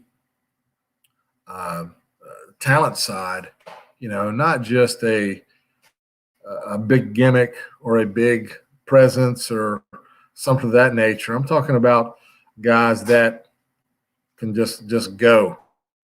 They can work with a broomstick on a nightly basis, and before it's all over with, you're buying the broomstick's pictures. You're trying to get a Polaroid with the broomstick because those guys made the broomstick look that good. And it's unfortunate, but that's life. Living here in Nashville, there's a ton of talented people that we see locally on a daily basis at your local pub or something of that nature. That's just as good as anybody that you hear on the radio or big concerts or stuff like that. They just haven't got in front of the right person that can give them that push. Vince McMahon, he was a marketing machine. So a lot of times it just wasn't always about talent. It was about, we can create this product and we can, what could be our maximized return on this product? If we invest time and money in this product, can we get a great return on it? So sometimes, in my opinion, wrestling was the byproduct. It wasn't the focus at times. Of course, that's just my opinion. Vince McMahon, he's far smarter person than I am, but that's just my own personal preference in the world of professional wrestling. Like I said, not everybody that's talented gets the break, and that's just life. Now, you mentioned guys that you've fought. A lot of people have commented on here about your WCW match against Rip Rogers. Any memories of that one? I wrestled. Is it the match that do you know if it's the match they're talking about at Halloween Havoc, or is it just a TV match with Rip Rogers? Somebody did mention the Halloween Havoc one earlier, and someone else right now is just mentioning WCW. So okay. Well, the match that I had with Rip at WCW, to my knowledge, it didn't make air. It was a dark match, and I think we actually had a pretty decent match, if that's the one that they're referring to. And I've never seen it. This is just going off of memory, and I think that was 1990. So what is that? 31 years ago. But I had some real good matches with Rip, Smoky Mountain Wrestling, WCW, independent cards. And I'll tell you a quick story about Rip Rogers. Rip's different. He's a different guy, but he's a great-hearted guy. I like Rip a lot. And I owe my life to Rip Rogers' dad. Rip Rogers' dad saved my life one night. And we were, I was, wet behind the ears, and Tojo took me to Seymour, Indiana to wrestle on a card for Rip Rogers. Rip would always do a fundraiser for the high school athletic department there in Seymour, Indiana. That's where Rip's from. That was I believe that was his high school. And so we get there, and I'm just, Tojo's doing me a favor by getting me on the card. That's when I'm first starting, right? So, and I'm wrestling Tojo that night.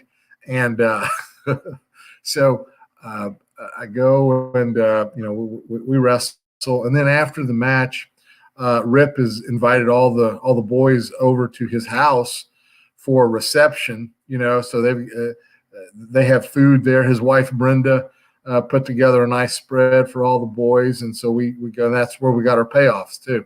So I get there, and Rip pays me, and was very gracious and grateful that I was there, and told me to, keep my nose clean, kid, and keep working hard and keep listening to Tojo, and, you'll keep going in the right direction, So, but, of course, I'm not making much money and there's free food. So I'm going to go ahead and be a glutton, and I'm going to just stuff myself. And they had some roast beef there. And so I'm eating this roast beef, and I'm gobbling it down. I'm trying to talk while I'm eating all this roast beef and stuff. Well, boom, it gets stuck in my throat. And I looked over at my buddy, who was the referee, Chuck Howell, and I'm motioning, I can't breathe. I'm and he's looking at me, and he goes, so what do you want me to do about it? Right? So then panic goes in, because you can't breathe. You're choking yourself out, right? And so Rip's dad sees me struggling, and he comes running in from the kitchen and gives me the Heimlich maneuver and saved my life. And I've always been so grateful to Rip's dad, because, I guess my finish would have been I choked myself out. But and then, like I said, after that, I had many matches with Rip up and down the road and different companies, and it was always a pleasure. Rip works hard. I mean, he, some guys would just kind of just want to go through the motions, give, the promoter a sample size, and then just move on. Rip wasn't that way, man. He worked hard. I mean, every match that I had with him, I had to bust my butt every step of the way, because he just had such a good soul for the business, and a good heart for the fans to give them their money's worth. You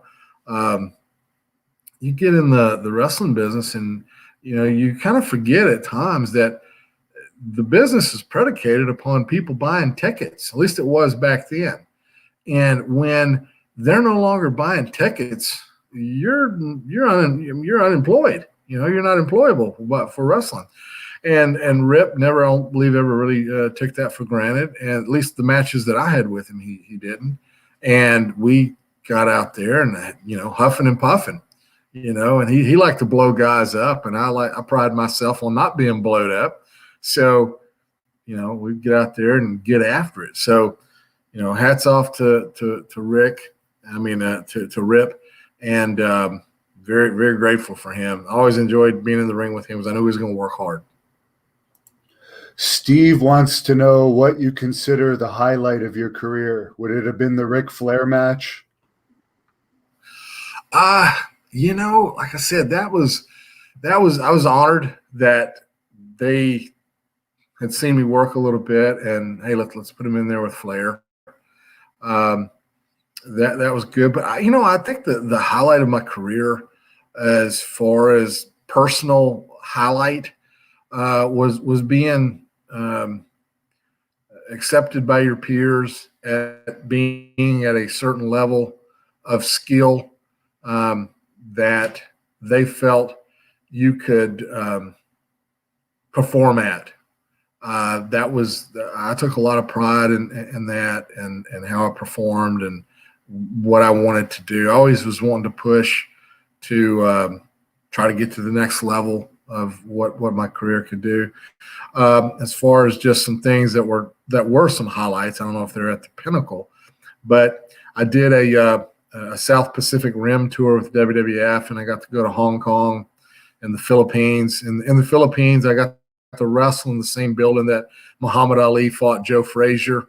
As a kid, I remember watching that on satellite TV and just marveling at that. They're on the other side of the planet fighting, and we can see it. And I think it may have been a delay, a day or two delay on that thing. I can't remember that, but just remember that, and just remember that being just a big historic fight. And I was in that same building, which was awesome.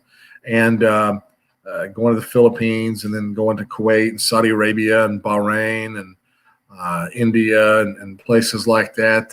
This old kid from Nashville, Tennessee, got to go out and see the world. Got paid to travel. That's kind of how I look at it.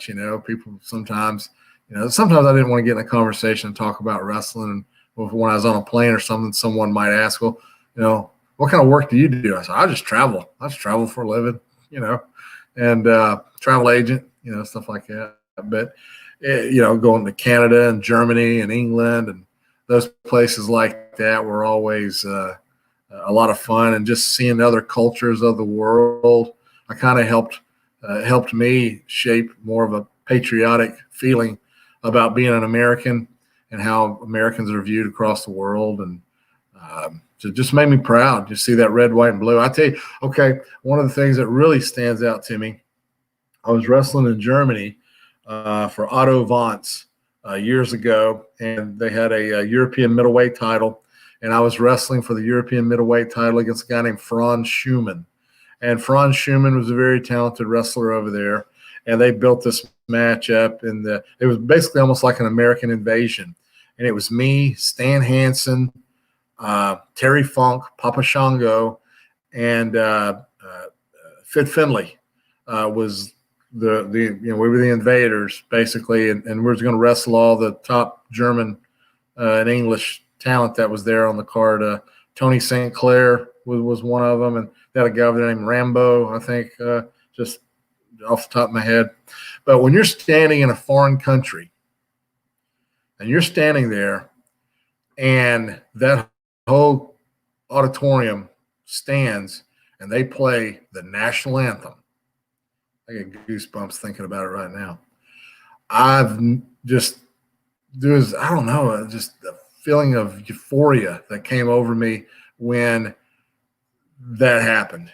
And it was just such a great feeling to be an American and have that national anthem played. And although I was a heel in the match, I was, and the Germans, they all stood and was respectful, during that time. And so it was I remember that. Now that right there stood out to me quite a bit. Rick Brooks wants to know your thoughts on what happened with Tojo Yamamoto. Of course, he's been passed for a while now, but I'm not exactly sure what he's referring to as far as what happened. With Tojo committed suicide.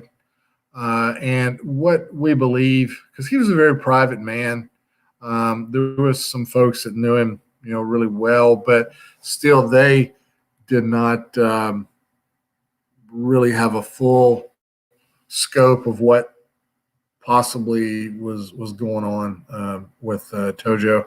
And we believe that he had gotten some very bad news about his health. And I don't know if it was necessarily cancer or something of that nature, but he decided to expedite the process and took his own life. It was very, very sad. CJ Marshall wants to know your reason for leaving Burt Prentice of Music City Wrestling and forming Main Event Wrestling in Nashville.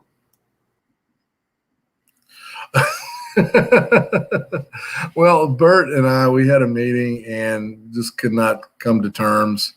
And, it was, you look back on it, I wish we could have worked through our differences and just parted and went our separate ways, I guess. But, I took it personally, which I probably shouldn't have at that time. And so when I left, I thought, well, basically I can do what he's doing. And because when you're working television and events for WWF and you're not the main focus, you have a lot of time to walk around and ask questions with the production crew. Well, okay, this camera's here. Why is that here? And that camera's over there. Why is that over there? And where do you put the microphone? And then this, and then that, and da-da-da. And how come you have these lights, and where are they put? So anyway, I kind of got an education in production, when I was there at WWF, and I thought, you know what, I could probably do this if I had to at some point. And I thought, when the thing didn't work out with Bert, which actually, I owe Bert for a lot because he let me be really creative. And gave me the freedom and opportunity and the platform to do that. So, although, we've had our differences in the past, I'm very grateful to him for allowing that to happen and giving me that opportunity. And so like I said, we parted ways, and then I started a little promotion called Main Event Championship Wrestling. And, we had some great talent on that program. I mean, we had Yokozuna, the Head Shrinkers, Honky Tonk Man, Stan Lane, Tommy Rogers. I'm sure there's some guys that I'm forgetting. Rex King, Stephen Dunn, who else? Dutch Mantel was him and Les Thatcher were my broadcast team. And I'll see if one day if I can find some of those old videos and post them, because they're quite entertaining. It was good. And we ended up getting on the local NBC affiliate, which at the time, wrestling was getting harder and harder to get on in local markets. And we was able to get on an NBC affiliate, which was big time for a local wrestling program. And we ended up doing that for a while. And probably, I think what it was is I just ran out of steam because it was a lot of work to do it at the level that we wanted to do it, and do it. It's very challenging as well.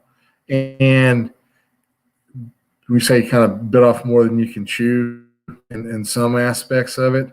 But so we backed away after, I don't know, maybe a year production. I can't quite remember.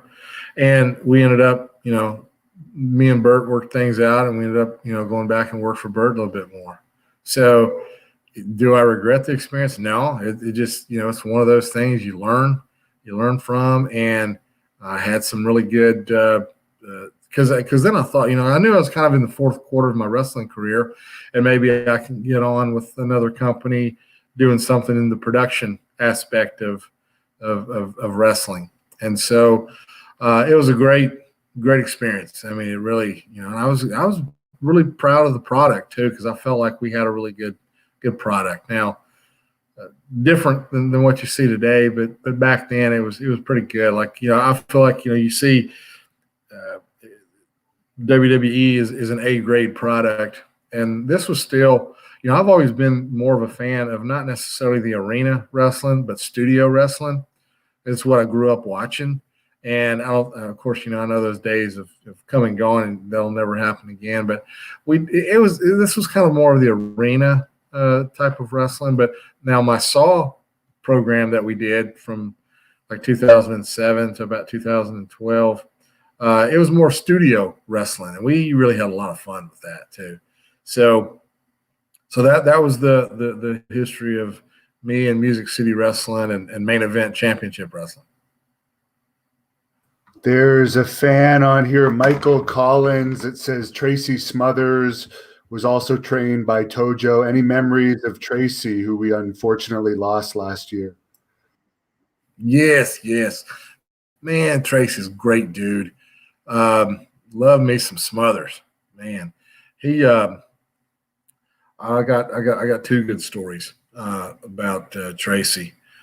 We were driving from Nashville to Atlanta to do television for WCW, and Tracy was part of the Wild Eyed Southern Boys with Steve Armstrong. So in the car is me, Tracy, and Barry Horowitz, and we're driving down to do TV at WCW. And so we're in Nashville and Atlanta. That's about a 4-hour difference. So we're going to drive down, work that evening, and then drive back. Okay.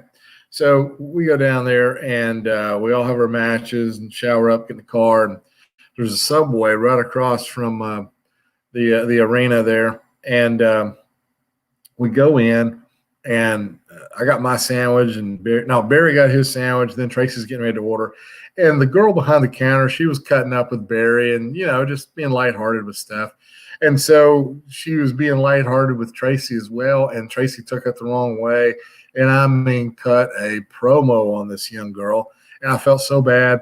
I'm next in line, and I mean, poor girl's got tears in her eyes, and I'm like, what happened? Tracy just, I don't know what happened right then and there for that to happen, right? But so Tracy walks out of the store. The manager comes out of the back, and I know who you guys are. You guys are wrestle for that WCW. I want to know who that guy is right there who made this girl cry, and I'm gonna call his boss. What's his name? I said, sir, his name is Sid Vicious. And I got my sandwich and I left. And so I went to the TV station, went back down the previous week to the TV taping, and someone had called and complained on Sid Vicious, but then they thought, well, Sid wasn't even at the taping; it couldn't have been him. This guy's just some mark trying to, get somebody in trouble or something. So, but so yeah, that was Tracy's doing that, which is out of for him. I don't know what happened, but I thought it was a funny story because, saying it was Sid Vicious. But Tracy and I worked each other in Smoky Mountain Wrestling. And Tracy and I had one night we had a babyface match, which that's sometimes that's really tough, But if you got a couple of guys in there, I feel like that can move and groove and shake and bake and tell a story. It can be good. And so, sure enough, Tracy and I, we had a TV match, babyface match, and man, he went out of his way to make me look like $1 million, and he was really shooting for me to get a good, thorough push at Smoky Mountain Wrestling, and he went out of his way to accommodate me and try to put me in a different light, and had a really good match. And he was just that type of a person. He always kind of pulled for the underdog, and I'm so grateful to him. And we were friends way before that. Before that match. But then after that match, I mean, yeah, you're friends with folks, but then you really, you really find out who your friends are when things go south, And Tracy, like I said, went completely out of his way to help me garner better attention there at Smoky Mountain Wrestling, and so thankful. And I ran into him probably about 2 years ago in Franklin, Kentucky. He was at a small independent card up there, and I took my kids up there to watch wrestling, and got to see him and visit with him, and I saw that his body had broken down on him, and he was in the fourth quarter of life. We knew at that point, I already knew that he had the cancer, and I knew it wouldn't be, it was just a matter of time. Nobody knows when, but what just a great guy, a great blessing. My life is better for knowing him, and the positive impact that he had on guys, young guys, old guys, everybody in the wrestling business. And he was truly one of the good guys in the world of pro wrestling. Did you ever get to wrestle in Madison Square Garden? Because I know if WWE liked the enhancement guys, sometimes they'd bring them on the road for house shows and stuff. As you mentioned, you already did on other arenas. Yeah. Was the question, did I work at Madison Square Garden? Yeah. I didn't see the question. Yeah. Did you work in Madison Square Garden? Yeah. I worked in Madison Square Garden. Worked there. Can't remember who I worked. I can't remember. After about 10 or 12 concussions, you kind of forget some of that stuff. But okay, take that back. It's coming to me now. We did a double shot, and for those that I'm sure everybody watching, probably knows what a double shot is. But if somebody doesn't know, a double shot is when you do two events in the same day. And so we did a double shot on a Saturday, I believe. And earlier that day, we wrestled at one of the favorite places that I grew up watching as a kid. I was a big Boston Celtics fan, big Larry Bird fan. And I got to wrestle at the Boston Garden. We did a matinee like at 1:30 or 2 o'clock. And then after the event, we catch the shuttle, takes us to the airport, get on the private jet there, and we go to New York City, do Madison Square Garden that night. And so, I'm on the plane, and, it's one of those moments where you kind of feel like, man, I've made it. I've done something here. And so I'm on the plane, and there's, Yokozuna, and then there's Undertaker and Hulk Hogan and Bret Hart. I'm sitting across the aisle from Shawn Michaels and just looking around at all these guys. And I'm sitting there thinking, what all my high school buddies are doing right now, right? So we fly into Madison Square Garden and, do the Garden that night. And that was probably getting back to one of the highlights of my career was doing that double shot and doing Madison Square Garden that night. And when we're coming in, it's the sun is starting to set. Some of the lights are coming on the buildings and whatnot. It's just so picturesque, setting to come in and go, yeah, I'm playing the Garden tonight. It was just goosebumps. Still thinking about that and the memory of that. And then the next day, another double shot. We got up on an early flight, went to Toronto, did a matinee in Toronto at the Maple Leaf Garden, and then we went to do Detroit that night, and then flew back to New York, do Monday Night Raw, leave at the Manhattan Center. So, that's getting back to the pinnacle thing right there. Good stuff. And last question I'll ask you, because it's come up a bunch of times in this by fans. They've wanted to know about Roddy Piper. Did you have much interaction with him? I didn't have a whole lot of interaction with Roddy Piper, just cordial interaction where he, just see him in passing. I wasn't involved in any. I never worked with Roddy or had any matches or anything like that with him. And from what I could tell, he was all right guy. Never did anything to me out of the way. And every time I said hello, he knew my name and stuff. Hey, Reno, how's it going? Stuff like that.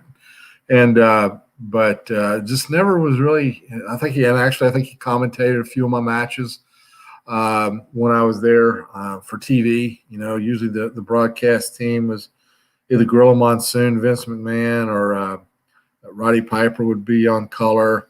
I even had Jesse Ventura on color on some of my matches.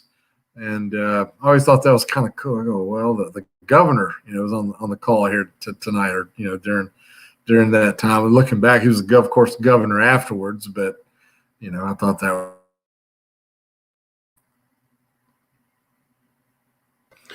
Yeah, Roddy was a good guy, from what I could tell. I mean, of course, too, a lot of those guys, they look at me. I'm not a threat. I'm not a threat to those guys. I'm there to do my job. And, when they see me, coming in, there's Reno, but it was, well, who's this guy? Is that guy here to take my job, take my spot? So I could always kind of fly under the radar and, have, pretty decent relationships with people because I wasn't a threat. When I was there at WWF and WWE.